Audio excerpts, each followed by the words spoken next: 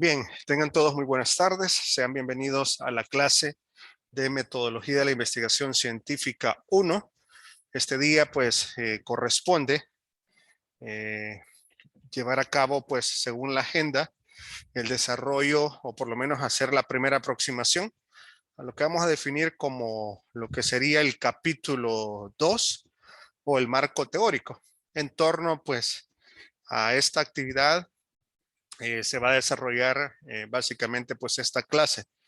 Al finalizar la clase hay un foro preparado para ustedes. Lo ideal es que ustedes pues resuelvan ese foro entre las 5 y las 6 de la tarde. Se lo voy a explicar al final de la clase, pero sin embargo lo voy a dejar abierto por 48 horas. Nada más pues por un asunto de que si por A o B razón algún estudiante pues no puede resolverlo justamente en la hora sugerida, pues puedan hacerlo posteriormente. Yo recuerdo haber publicado precisamente pues los contenidos a desarrollar durante el examen parcial que se va a llevar a cabo pues la próxima semana. Así que recuérdense pues los contenidos que van a ser evaluados. Ahí están las presentaciones para que puedan prepararse y estudiarlas. Bien, voy a compartir pantalla con ustedes en este momento y vamos a revisar pues algunos aspectos del capítulo 2. Solo me confirman que lo pueden ver, por favor. Sí, Lo pueden ver, sí, excelente. sí se ve. Bien, entonces, nada más que lo vamos a acercar un poquito. Agradezco pues por la entrega de lo que es el capítulo 1. Yo estaré a partir de mañana pues haciendo las anotaciones y las calificaciones a lo entregado, de tal manera pues que esta semana puedan hacer la entrega final de este capítulo 1.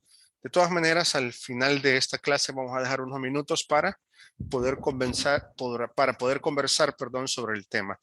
Bien, ahora pues nos es necesario centrarnos en lo que es pues las explicaciones al capítulo 2. De hecho, el capítulo 2 en términos estructurales es bastante, digamos, práctico para explicarlo.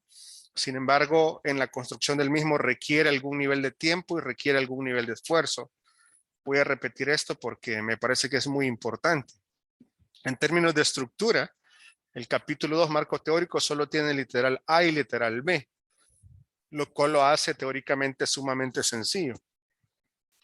Pero ya en la práctica, a la hora de construir, a la hora de redactar este capítulo 2, tiene su nivel de complejidad.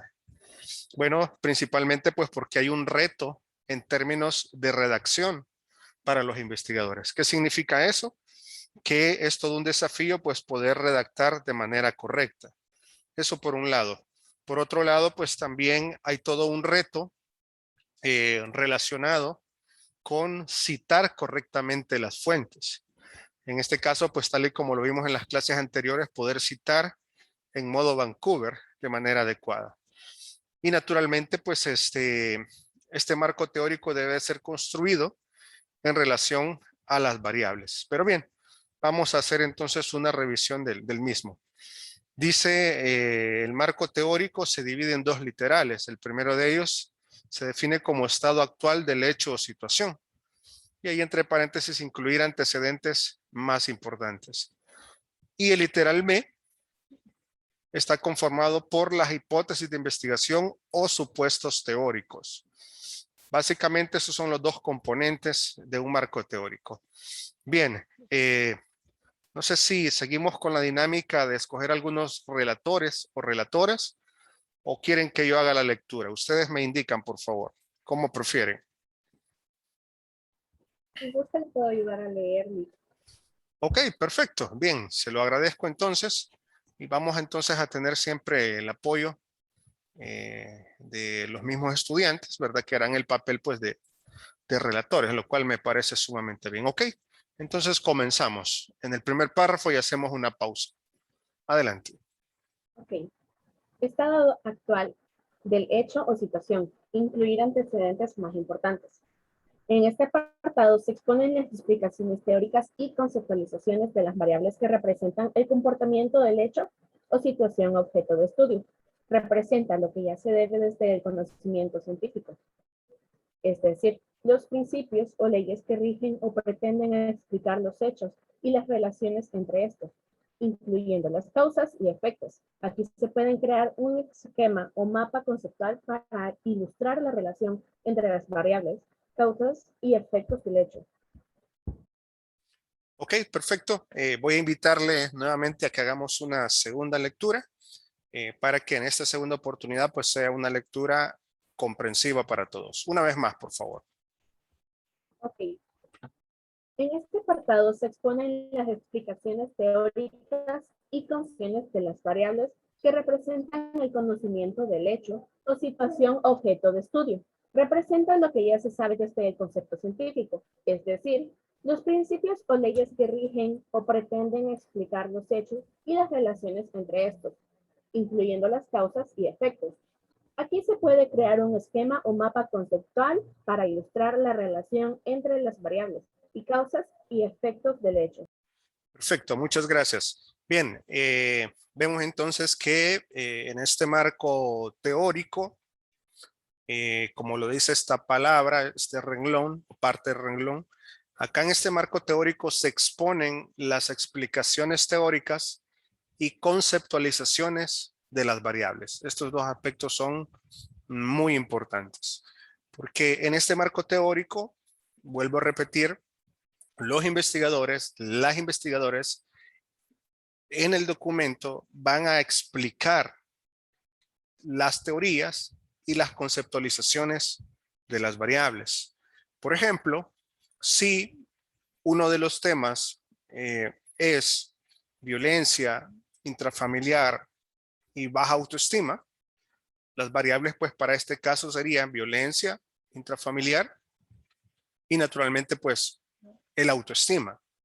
Entonces este grupo, solo nada más lo pongo de ejemplo, tendrá que desarrollar dentro de su marco teórico precisamente esas dos variables. Tendrá que explicar las teorías que hablan acerca de la violencia y naturalmente pues al abordar las teorías de la violencia, el grupo va a identificar que hay diferentes tipos de violencia y lo tendrán que explicar en el marco teórico. Por otro lado, tendrán que definir qué es autoestima, por lo menos algunos conceptos y naturalmente pues más que digamos una concepción así superficial, vea, el amor a uno mismo, realmente tendrá que profundizar en el desarrollo de esta temática, ya que pues al abordar el autoestima y encontramos el autoimagen, el autoconcepto, el autocuido. Es decir que expondrán en este marco teórico cómo diferentes autores definen y presentan la autoestima.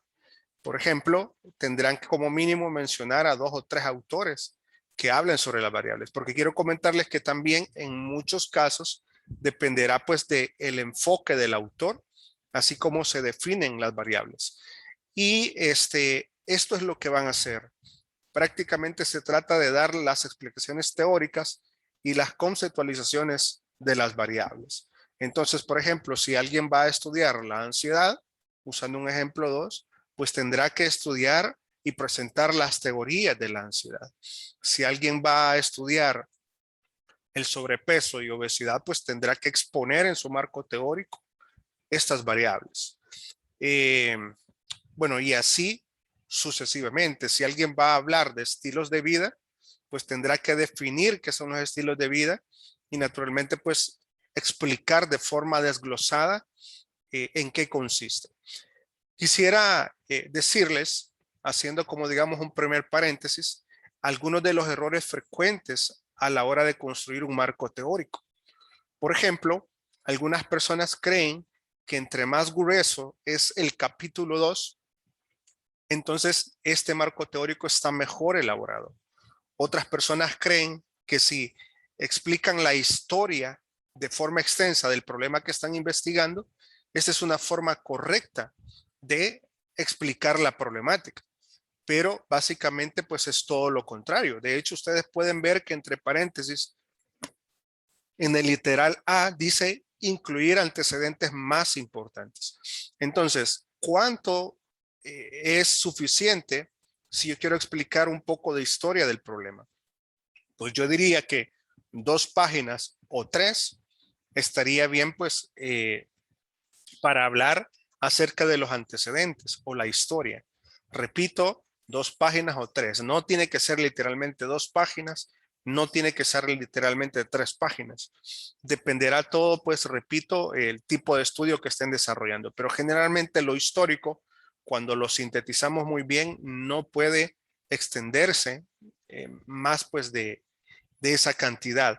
Ahora, es importante mencionar que literalmente se van a encontrar ante un mar de información y que ustedes van a tener que tener el cuidado de seleccionar solamente los estudios, las teorías que les sean útiles y van a tener el cuidado de no caer en la tentación de copiar y pegar lo primero que encuentren en internet, sino que ustedes tratarán de hacer una búsqueda a conciencia y si van a hablar de violencia intrafamiliar, pues van a citar libros que mencionen sobre el tema. Si van a hablar de estrés, pues van a buscar bibliografía que hable sobre el tema y no simplemente pues lo primero que encontremos en la web que fácilmente podemos caer en esa tentación. Dice acá que representa el comportamiento del hecho o situación objeto de estudio, es decir, las variables que ustedes están estudiando.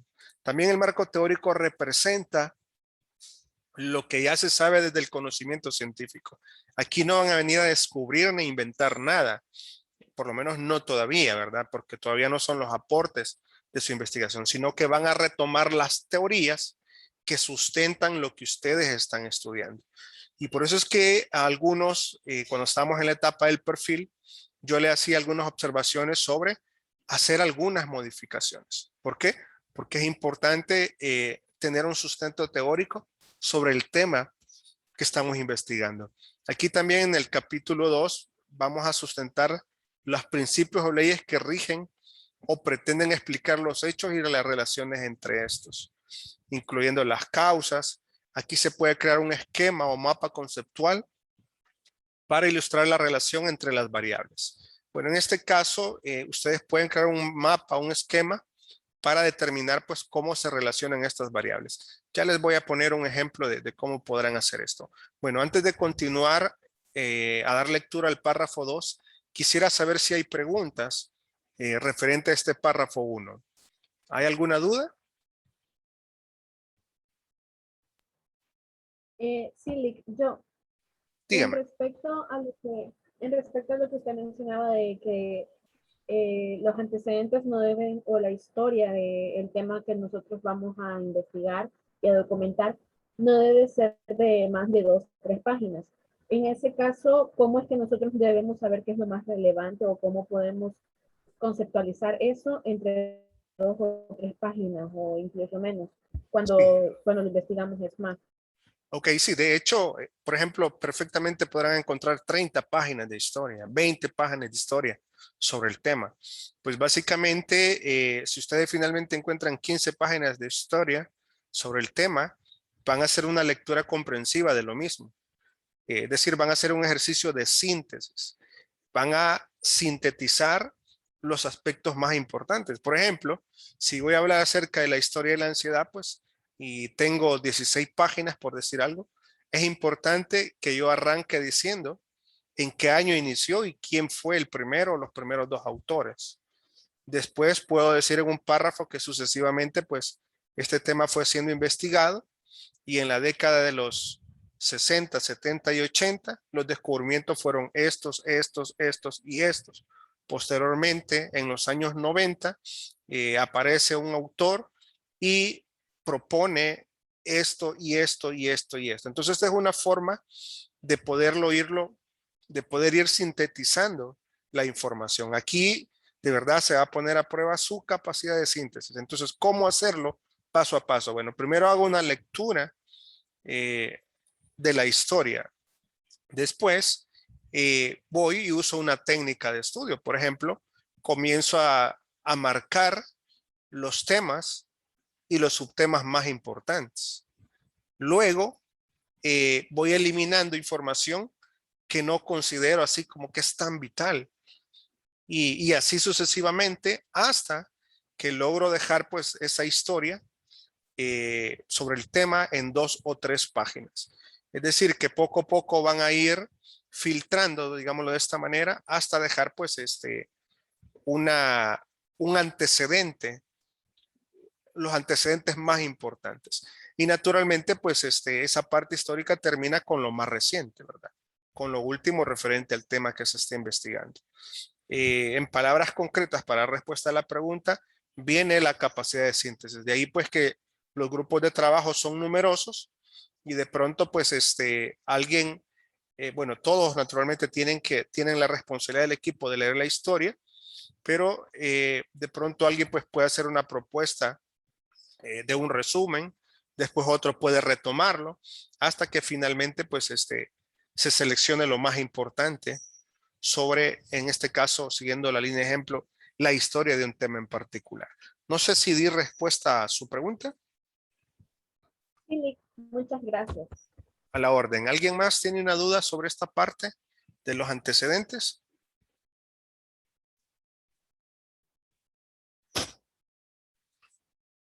Bueno, supongo que no. Entonces ahora veamos, vamos a leer el segundo párrafo. Por favor, ¿nos ayuda? Sí. También se compara y comenta lo expuesto por otros investigadores respecto al hecho, incluyendo estudios que se hayan realizado en otros ámbitos y en situaciones similares. Se plantea el análisis que contrasta lo que dice la teoría, lo que refleja la realidad en esto y los supuestos de los investigadores. Lo fundamental de este capítulo es argumentar y explicar cómo se sustentan los supuestos a partir de la información teórica existente. Se cierra con el apartado siguiente en el que se formula la hipótesis de la investigación. Perfecto. Vamos a hacer el mismo ejercicio que en el primer párrafo. Vamos a darle una vez más una segunda lectura para que esta pueda ser pues de manera comprensiva. Adelante. También se compara y comenta lo expuesto por otros investigadores respecto al hecho, incluyendo estudios que se hayan realizado en otros ámbitos y en situaciones similares. Se plantea el análisis que contrasta lo que dice la teoría, lo que refleja la realidad en estudio y los supuestos de los investigadores. Lo fundamental de este capítulo es argumentar y explicar cómo se sustentan los supuestos a partir de la información teórica existente. Se cierra con el apartado siguiente en el que se formula la hipótesis de la investigación. Perfecto, gracias. Bueno, en este segundo apartado, bueno, en este mismo siempre marco teórico, en este segundo párrafo, ¿verdad? Prácticamente lo que dice es que se hace una comparación y se comenta lo expuesto por otros investigadores respecto al hecho. Y aquí viene una parte importante, miren, incluyendo estudios que se haya realizado en otros ámbitos y en situaciones similares. Es decir, que después que el grupo de sobrepeso y obesidad terminen de dar las definiciones conceptuales, terminen de plasmar los aspectos teóricos que sustentan el tema, a continuación tendrán que poner un subtítulo, digámoslo ahí, que diga estudios relacionados con el sobrepeso y la obesidad, estudios relacionados con la ansiedad, estudios relacionados con estilos de vida, estudios relacionados con la depresión en mujeres posparto. Bueno, solo estoy mencionando algunos ejemplos de los temas que recuerdo en este momento. Entonces, en ese apartado vendrán todos los aspectos teóricos que hablan ya de otras investigaciones. Aquí ya no serán las teorías, ya no serán los libros, sino que serán otros estudios que otros investigadores han desarrollado sobre las mismas variables, naturalmente, ¿verdad? Si el tema es la ansiedad, entonces pondré estudios relacionados a la ansiedad. Si el tema fuera determinar la prevalencia de ansiedad, entonces en esa línea irían esos otros estudios. Por eso es que dice ahí que se incluyen estudios que se han realizado en otros ámbitos o también en situaciones similares. No sé si habrán preguntas o dudas referente al hecho de que deben de agregar otros estudios aparte del marco teórico? Tal vez la pregunta del millón sea, ¿cuántos estudios, licenciado? Pues yo pensaría que los que sean necesarios. Podrían ser a lo mejor 6 estudios, 8 estudios. Recuerden que no es que van a agarrar todo el estudio, ¿verdad? Que han citado y lo van a pegar, sino que solo serán párrafos importantes sobre ese estudio. Si su tema es prevalencia de ansiedad, entonces ustedes dirán, ¿verdad? Que en un estudio realizado por Barahona B en el año 2020, se determinó que la prevalencia de ansiedad en población universitaria oscila entre el 53% en hombres, mientras que hay un incremento en las mujeres de un 55%. Punto. Ahí citaron un estudio. De ahí pueden decir, asimismo, Hernández José, en un estudio realizado en una universidad de Costa Rica, determinó que la prevalencia de ansiedad en población universitaria es del 49%. Dato muy similar al presentado por el autor citado anteriormente. Ahí van dos, ¿verdad? Luego, pues, toman otro, ¿verdad? Y dicen, según la investigadora Nieto, en el año 2019, en un estudio realizado en una universidad estatal de Nicaragua, digamos Managua, se estableció que existe una prevalencia de ansiedad del 59% en población universitaria relacionado con la salud. Estos son ejemplos. No sé si me doy a entender o les gustaría más bien que publicara en pantalla unos ejemplos específicos. Ustedes me dicen. Si puede Que con los publique ejemplos. unos ejemplos, por favor. Por favor. Ok, con gusto. Claro que sí. Voy a dejar de compartir. Bueno, ¿saben qué? Sí, voy a dejar de compartir. Denme un segundito.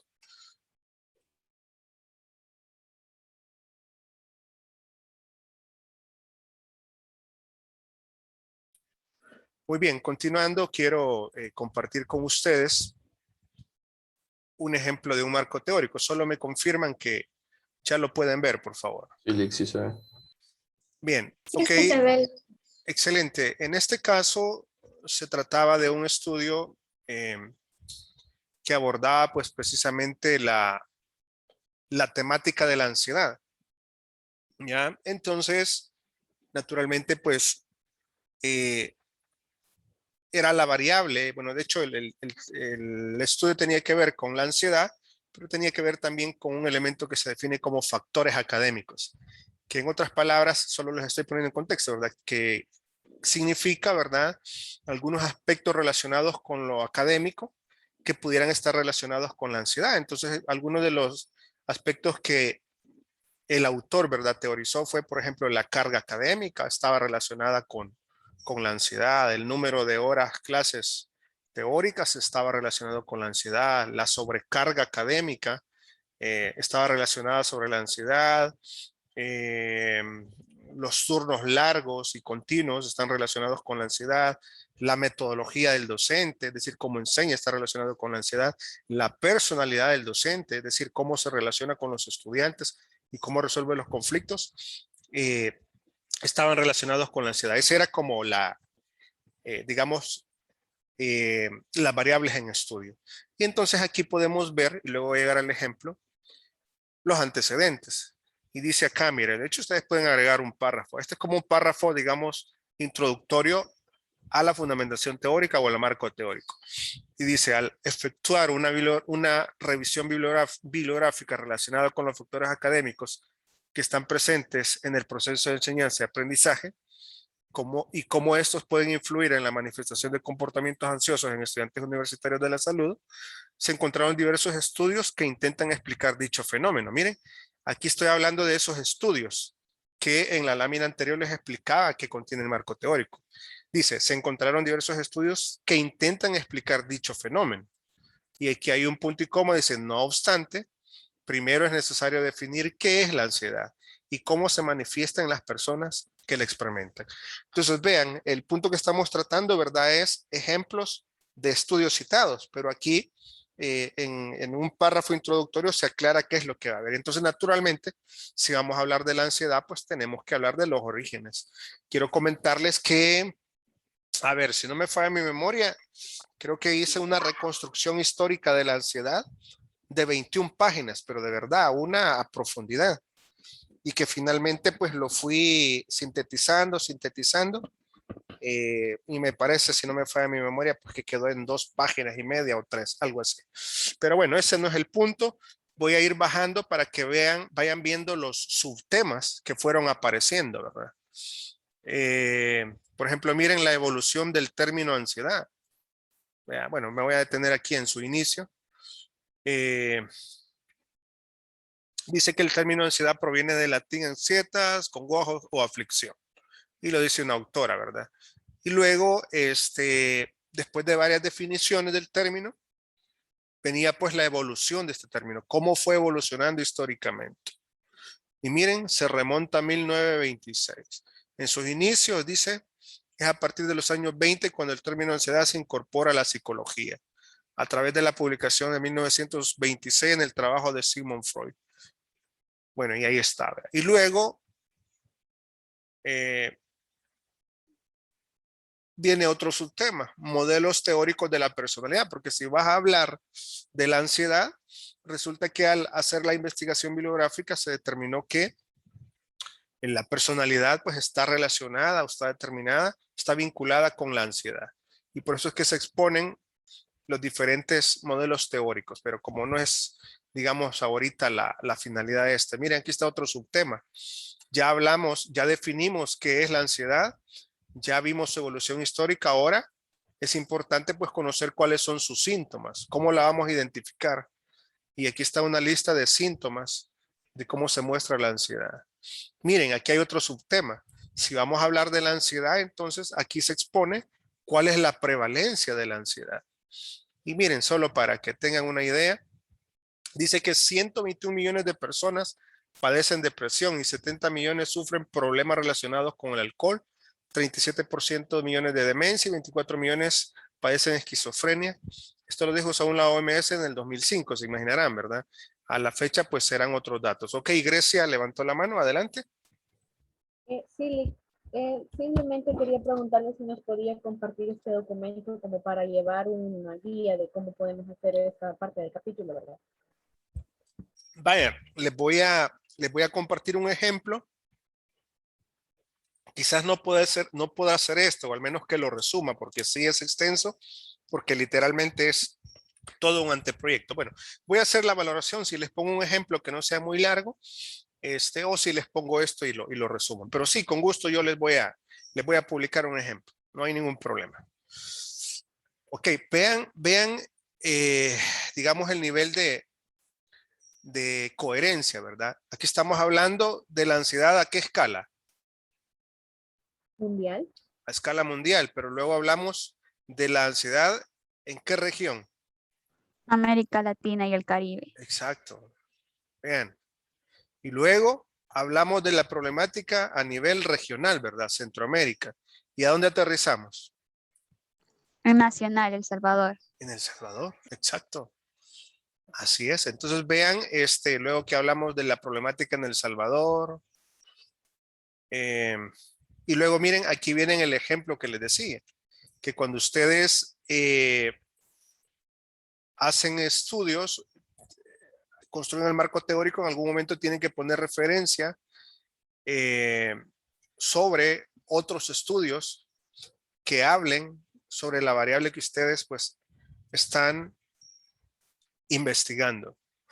Y entonces aquí ya se aborda, miren, la otra variable, porque una de las variables era ansiedad y la otra variable era factores académicos. Y dice acá, miren, el subtema dice, subtítulo, perdón, dice factores académicos relacionados con la ansiedad. Acerca de los factores académicos, existen diversos estudios que presentan explicaciones claras sobre cómo los factores académicos pueden constituir una influencia directa para el aparecimiento de los síntomas físicos y psicológicos de ansiedad en la población universitaria de la salud. Y entonces aquí está una cita, miren.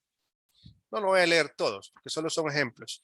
Dice, se conocen que diversas investigaciones sostienen que los estudiantes de la carrera de la salud están expuestos a niveles de estrés más elevados que la población general. Sin embargo, la mayoría de estos estudios están centrados en estudiantes de la carrera de medicina.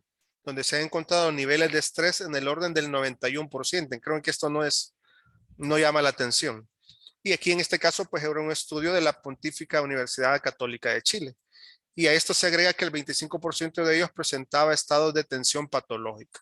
Es decir, que algunos de ellos no solamente tenían una ansiedad, digamos, en un contexto normal, sino que otros incluso presentaban ya la ansiedad en términos patológicos, es decir, ya como una enfermedad.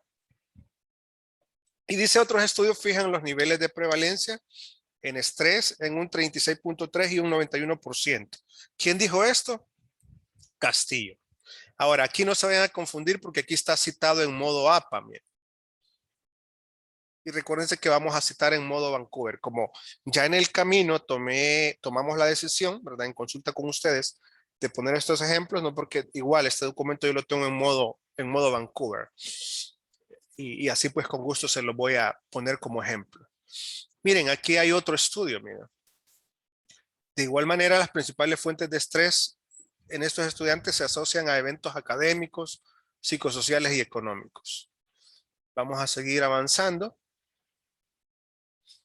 Aquí estos autores hablan, ¿verdad? Dice que asimismo se pudo constatar en un estudio que existe en relación entre el tiempo de estudio y la ansiedad ante los exámenes. Los resultados indicaron que el tiempo de estudio y las manifestaciones cognitivas de ansiedad no son independientes, apareciendo que hay menos sujetos de los esperados con manifestaciones de ansiedad preocupante o muy preocupante que estudien suficiente o mucho. Y a su vez, hay más sujetos de los esperados con manifestaciones de ansiedad preocupante o muy preocupante que estudian poco. Bueno, y podríamos seguir, ¿verdad? En la lectura, pero no quiero aburrirles. Ok, voy a dejar de compartir. Supongo que con estos ejemplos se logró una comprensión distinta. ¿Sí? ¿Me confirman? Gracias. Sí, licenciado.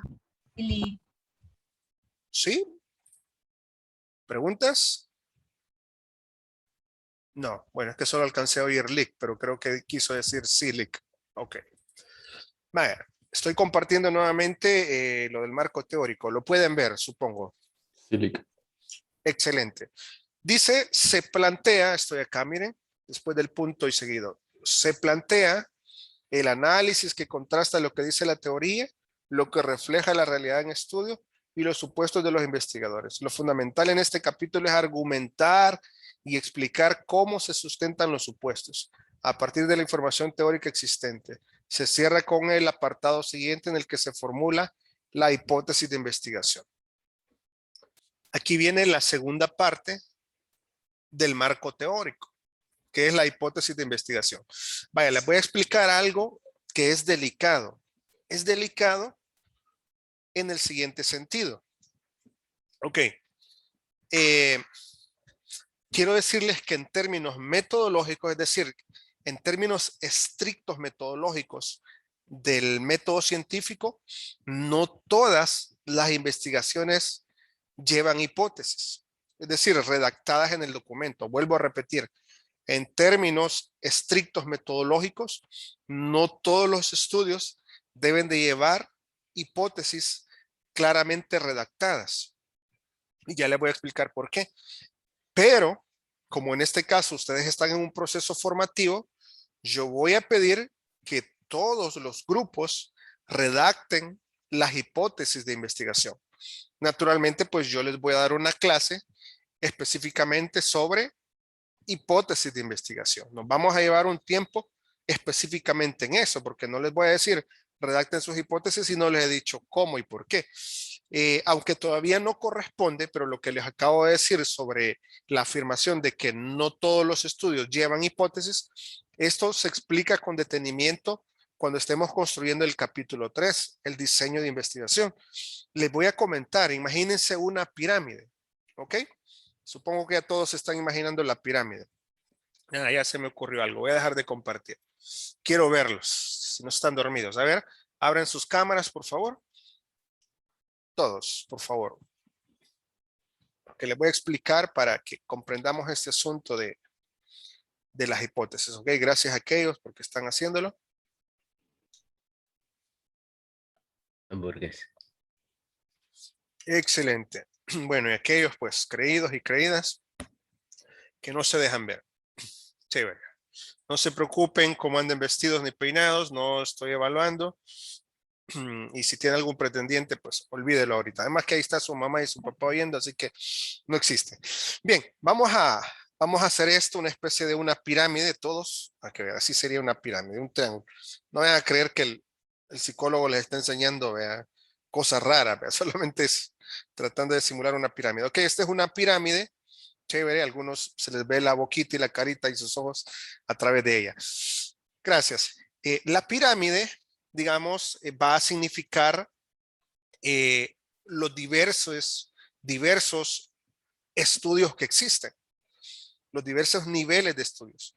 Hay algunos estudios que son poco profundos, son básicos, algunos se están riendo, ¿verdad? Y hay otros estudios que sí pues alcanzan un nivel de profundidad. Repito, cuando estemos en el capítulo 3, yo les voy a explicar a detalle pues los tipos de estudio. Bien, no les he dicho que cierren la cámara, así que no sé por qué algunos la cerraron. Pero bueno, el punto es, jóvenes, que en los estudios descriptivos, que digamos es el primer nivel de la pirámide, el primer nivel de la pirámide, los estudios descriptivos en términos metodológicos no llevan hipótesis. Y entonces la pregunta del millón, mire licenciado, si usted nos dice que los estudios descriptivos no llevan hipótesis y mi estudio descriptivo, ¿por qué nos está pidiendo que escribamos una hipótesis? ¿Por qué creen que se los pida? Porque ustedes están en una etapa en formación y yo necesito que ustedes desde ya se atrevan a formular hipótesis. La diferencia será que si su estudio es descriptivo, cuando estemos en el capítulo 3, no tienen que hacer la comprobación de hipótesis. Pero si su estudio es de otro nivel, entonces sí tendrá que hacer una comprobación de hipótesis. Entonces, para terminar la idea de la pirámide, cerrar la cámara, porque algunos están sufriendo. Los estudios descriptivos, que son, digamos, el primer escalón en la pirámide, no llevan hipótesis, porque al final no se hacen pruebas estadísticas para comprobar las hipótesis. Pero existen otro tipo de estudios que, por ejemplo, se llaman estudios correlacionales. En los estudios correlacionales, estos son términos estadísticos, en los estudios correlacionales sí se formulan hipótesis. Y no solamente se formulan, sino que después se tiene que llevar a cabo la comprobación de esas hipótesis. Porque una cosa es que yo diga, por ejemplo, factores que intervienen en el aparecimiento de la ansiedad. Ese es, digamos, es una hipótesis, bueno, es un tema, ¿verdad? Factores que intervienen en el aparecimiento de la ansiedad. Entonces, ¿cuál sería la hipótesis? ¿Verdad? Los factores, algunos factores intervienen para el aparecimiento de ansiedad. En ese caso, porque se trata de un estudio, digamos, descriptivo, siendo estricto, no debería llevar el documento, repito, hipótesis, pero como estamos en un proceso formativo, yo les diré cuando llegue el momento en el capítulo 3, quiénes van a llevar a cabo comprobación de hipótesis y quiénes no. Porque fíjense que dependiendo del tipo de estudio que elijan el nivel de profundidad, así se lleva a cabo la comprobación de hipótesis. Entonces, el segundo escalón, digamos que serían los estudios correlacionales. Estos sí llevan comprobación de hipótesis. Están los estudios de prevalencia también. Los estudios de prevalencia no llevan hipótesis. Es decir, como para comprobarlas. Es decir, en términos así rigurosos. Entonces, partimos, los estudios descriptivos no llevan hipótesis, estudios correlacionales llevan hipótesis, ¿verdad? Los estudios de prevalencia, en términos estrictos, no necesariamente deben de llevarlo. Los estudios analíticos, que es otro, digamos, escalón de la pirámide, estos sí llevan hipótesis y por lo consiguiente deben de comprobarse. Entonces, si gustan ya pueden cerrar sus cámaras y ahorita les voy a mostrar qué es lo que va a suceder. Ahora, repito y aclaro por un asunto de que necesito que practiquen cómo redactar una hipótesis o las hipótesis, Por eso les voy a pedir que sus estudios sí lleven hipótesis. Ok. Vamos a ver. Les voy a mostrar la redacción de estas hipótesis. Miren, lástima que se corre, pero aquí está el subtítulo, miren. Terminamos el literal A, ¿verdad? De los antecedentes del marco teórico y viene el literal B. Hipótesis de investigación. Y aquí está, miren. El H1, pues, que se define como la hipótesis alterna y el HO como la hipótesis nula. Naturalmente, pues, para que surjan estas hipótesis, tiene que haber una hipótesis nula y una hipótesis alterna, donde la hipótesis nula, pues, significa que no hay relación entre las variables, mientras que en la hipótesis alterna dice que, pues, a lo mejor sí existe relación entre las variables. Entonces, vean acá, miren, la hipótesis alterna. Dice, existe asociación entre los factores académicos y la ansiedad en la población universitaria de la salud, ciclo 1 2020, en la Facultad de Medicina de la Universidad Evangélica de El Salvador. Y la hipótesis nula dice que no existe asociación entre los factores académicos y la ansiedad en la población universitaria de la salud del ciclo 1 2020 en la Facultad de Medicina de la Universidad Evangélica de El Salvador. Entonces voy a dejar de compartir. ¿Cuáles creen que pueden ser los posibles resultados de estas dos hipótesis? ¿Cuáles creen que al final, cuáles son los dos resultados que este investigador puede hallar? ¿Cuál es el hallazgo?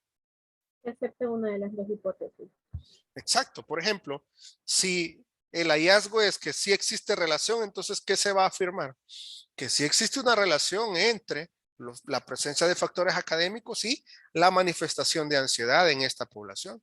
Pero si por lo consiguiente es todo lo contrario, desde el punto de vista estadístico no se logra comprobar que existe esa asociación, entonces se dirá pues que no existe asociación entre los factores académicos y la ansiedad. Entonces, ¿cuál es la ganancia de este estudio? Porque también a veces algunos dicen, miren, y si se comprobó la hipótesis, entonces el estudio está bueno.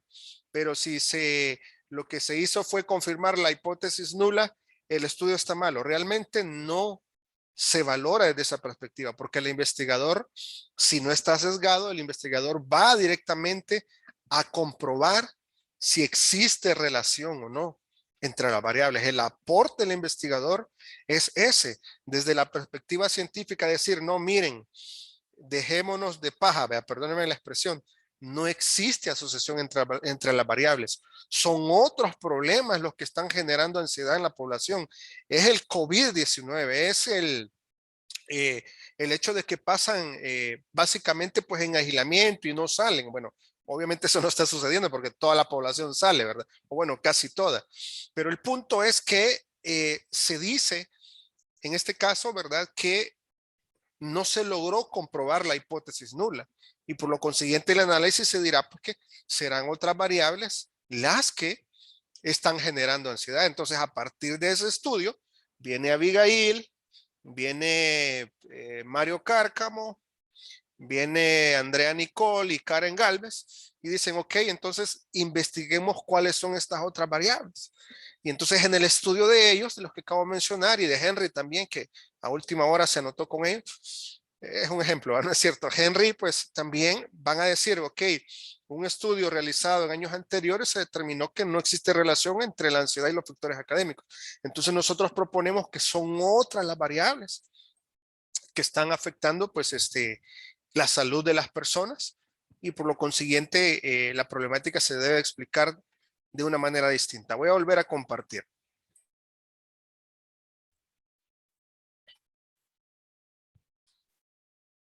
Permítanme que tengo que hacer un cambio acá. ¿Dónde estás? Aquí estás.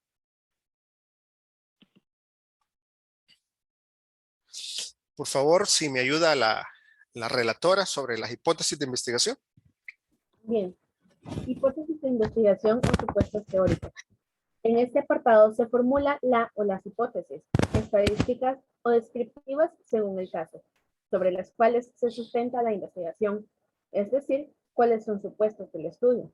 Se plantean en forma de proposiciones que dan explicaciones tentativas al hecho en estudio. La formulación de la hipótesis principalmente es una afirmación del enunciado del problema y está en consonancia con el objetivo general.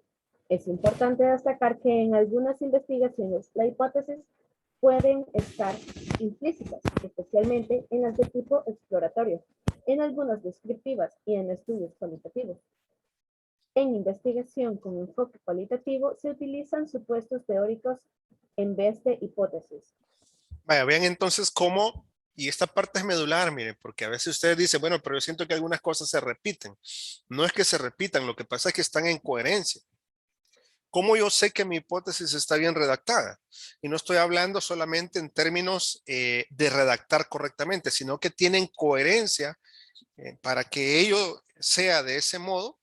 Tiene que haber pues precisamente una vinculación, porque dice ahí, la formulación de la hipótesis principal es una afirmación del enunciado del problema. Vean, ahora, si está relacionado mi enunciado del problema, pues mi hipótesis es coherente. Y dice que también está en consonancia con el objetivo general. Vean cómo están vinculados, están relacionados todas las ideas. Vuelvo a repetir esta parte sombreada. La formulación de la hipótesis principal es una afirmación del enunciado del problema y está en consonancia con el objetivo general. Entonces ya tengo mi tema, ya tengo mi enunciado del problema que está relacionado con el tema, ya tengo mi objetivo general que está relacionada con la pregunta de investigación y está relacionado con mi tema de investigación o título de investigación. Luego vengo yo, redacto las hipótesis. Esta hipótesis está relacionada, está en coherencia con el objetivo general, con el enunciado del problema o pregunta de investigación y con el tema que estoy estudiando. Entonces, vean cómo precisamente pues hay secuencia y coherencia, o debe haber en todo caso, entre cada una de las estructuras. Y luego dice que es importante destacar que algunas investigaciones, las hipótesis pueden estar implícitas. ¿Qué significa implícitas? Que no hay un apartado así como este que diga hipótesis de investigación, sino que están allí adentro, en alguna parte del párrafo. Y dice que esto especialmente, miren, lo que yo les decía, especialmente en las de tipo exploratorio, en algunas descriptivas y en estudios cualitativos. Yo he visto estudios cualitativos con hipótesis explícita, es decir, hay un subtema que dice hipótesis de investigación y están ahí redactadas, pero también he visto algunos estudios cualitativos que las hipótesis están implícitas. Yo quiero hacerles una pregunta de razonamiento a ustedes. Les pregunto, voy a dejar de compartir, que de hecho aquí estoy terminando ya. Les pregunto, y por favor respóndanme y discutamos y hablemos en los 3 minutos que me quedan. ¿Ustedes creen que existe algún estudio que no contenga hipótesis? Y no estoy hablando de la redacción dentro del documento, sino que el investigador está haciendo un estudio, pero no hay hipótesis. O por el contrario, ustedes consideran que todos los estudios llevan hipótesis sin importar si están escritos de forma explícita. No sé si me di a entender. Sí, Ok, adelante, Leonardo. Pues a mi parecer, todos los estudios deberían de tener hipótesis, aunque sean implícitas o explícitas, ya que, o sea, el hecho de hacer un estudio es porque se necesita comprobar algo, ¿verdad? O porque surge una problemática. Entonces, a partir de esta duda es que se realiza el estudio y se intenta comprobar. Entonces, de cierta forma, siempre debe de haber algo que incentive al investigador a llevar a cabo la investigación y como fin es comprobarlo a través de ella. Gracias, Leonardo. Muy buen razonamiento. Grecia. apoyando la idea de mi compañero Leonardo, ¿verdad? Creería que todas las hipótesis, aunque no esté planteado de forma palpable, pues que nosotros veamos que ahí dice hipótesis o que nosotros lo logremos entender completamente como lectores del documento, como una hipótesis, siempre tiene que existir una y siempre existe, porque no podemos investigar o no podemos iniciar un documento investigativo sin tener alguna idea o concepto sobre por qué estamos investigando esto. Perfecto, gracias. Bueno, voy a ir con los líderes de cada equipo de trabajo y si no está el líder, pues algún representante. A ver, el grupo 1, ¿quién es el representante? Porque no lo recuerdo ahorita, no lo tengo así claro. Grupo 1, la representante, el Hola. representante. Ok, Eh, contanos así, obviamente, de forma general, ¿cuál es tu tema de investigación? Nuestro tema de investigación son los efectos en la salud sexual y reproductiva que tiene la educación sexual dentro de los jóvenes. Ok, perfecto. Salud sexual, ¿verdad? Y los efectos en la educación sexual en los jóvenes. Entonces, pregunto, Eduardo, ¿tiene hipótesis el estudio de ustedes?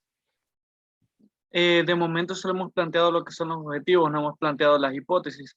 Como usted ya había dicho, es un anteproyecto, entonces no sabíamos si teníamos que formular ya las hipótesis, cosas así. Sí, bueno, de hecho a esta altura, ¿verdad? Ningún grupo pues la tiene redactada, pero partiendo obviamente de la idea de estudio, definitivamente de forma implícita, ustedes tienen una hipótesis y es que hay un vínculo, hay una relación, que ya van a ver cómo lo van a redactar ustedes, entre estas dos variables, porque ustedes están hablando de educación sexual y reproductiva, ¿verdad? Y resultados en el comportamiento, dicho de otra manera, sexual en las personas. Entonces, definitivamente, de forma implícita, pero que posteriormente será De explícita. manera, Ajá, dale, de una adelante. manera no formal, pero nos hemos formulado hipótesis para poder nosotros hacer la investigación. Exacto, y a grosso modo, ¿cuáles eran esas hipótesis que se Por plantearon? ejemplo, hipótesis que a la hora de formular el tema nosotros decíamos, podríamos hacerlo de factores generales que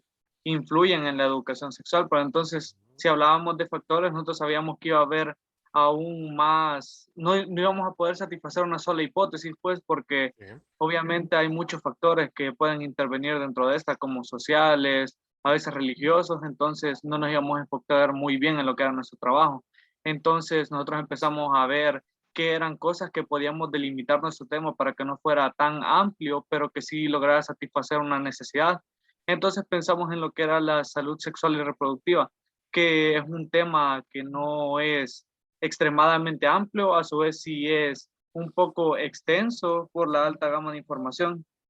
Así es, gracias. Y de hecho, pues es un tema muy importante, ¿verdad? De una problemática real, vigente y que no está resuelta en su totalidad. Muchas gracias, Eduardo.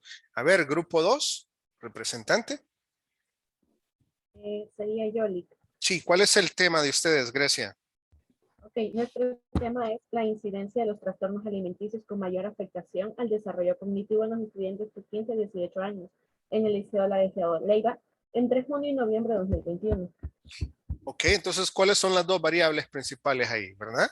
Estamos hablando de incidencia de qué? De trastornos, ¿verdad? Correcto. De trastornos alimenticios. Y cómo estos afectan, inciden en qué cosa? En los En el procesos desarrollo cognitivo. cognitivos. Entonces vean que sin estar de forma explícita, yo estaría casi seguro que Grecia y su equipo se plantearon una hipótesis. ¿Y cuál era esa hipótesis?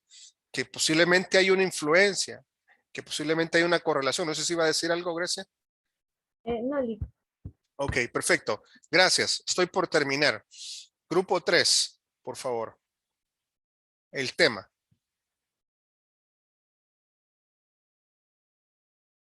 Puede ser el representante o puede ser cualquier miembro del equipo, del grupo 3.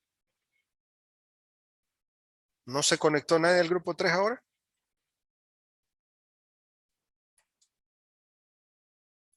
Ok, lo dejamos para el final. Grupo 4. Aquí estoy. Adelante, por favor. ¿Cuál es el tema de ustedes, señorita Nieto? Ok, buenas tardes. Nuestro tema es el uso de dispositivos electrónicos y su relación con el rendimiento académico en jóvenes de la Escuela Técnica para la Salud María Teresa Lang en un periodo de tiempo de julio a octubre del año 2021. Gracias. Ok, vean cómo de manera así clara, ¿verdad? Están las dos variables ahí. Uso de dispositivos electrónicos y su afectación en el rendimiento académico. Entonces, ¿cuál es la hipótesis? ¿Verdad? Que el uso de dispositivos electrónicos está afectando el rendimiento académico. Esa sería como la hipótesis, digamos, alterna. La hipótesis nula tendría que decir que el uso de dispositivos electrónicos no afectan, no influyen, no sé cómo lo van a redactar, en el rendimiento académico. Y eso es lo que van a llevar a cabo. Ok, por acá me está escribiendo, gracias señorita Nieto, por acá me está escribiendo Silvia. No sé, no creo que no me servía el audio. Si está lista, por favor, nos dice su tema, Silvia. Silvia Ireta. Hola, Lick, soy. Adelante, le escuchamos. Su Vaya, tema. nuestro tema es el estilo de vida en la obesidad y sobrepeso en los estudiantes universitarios de la licenciatura en Psicología, Universidad Evangélica de El Salvador, Facultad de Ciencias Sociales, de agosto a octubre de 2021. Gracias. Entonces ven que de manera clara también está ahí, ¿verdad? Estilo de vida y su relación con el sobrepeso y obesidad. Está muy clarito. Entonces, ¿cuál va a ser la hipótesis?